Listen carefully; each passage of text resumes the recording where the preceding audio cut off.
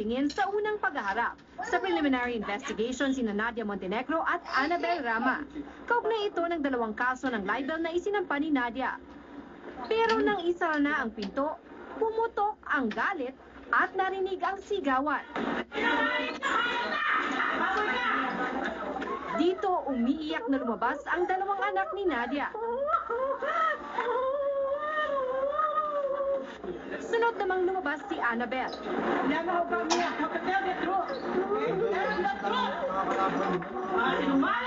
Walang preno sa patutsada si Annabel.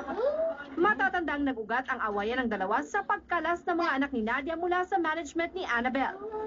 Ang sweldo ng anak niya, 20,000? Ano, kukupitin ko ba yon? Hoy, Nadia, nagsisisiya talaga ako. Tinanggap ko yung anak mo, Day. Sus, marosep, Day. Ipinaparelease na sa akin. Hoy, manigas ka. Hindi ko release ang anak mo.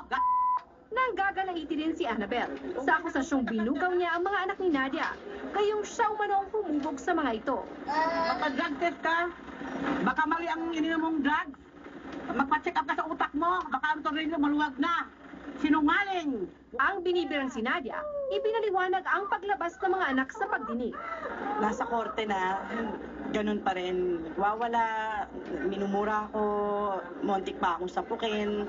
Naging emosyonal rin si Nadia nang pag-usapan na ang pakikipaglaban para sa mga anak. Kung pwede nga, wala na nasa korte. Ibang laban na lang. Hindi natapos sa piskalya ang laban ni Annabel at Nadia ngayong araw. Pinablotter agad ni Nadia si Annabel sa Quezon City Police. Sinundan pa ito ng pagsampang kasong unjust vexation. Bukod sa iba pang inihain niyang child abuse at falsification of public documents kay Annabel. Pero si Annabel, hindi raw aatras sa kahit anong laban. Magpala na lang tayo eh. Hinahanong ka na Nadia. Marie Lozano, Patrol ng Pilipino.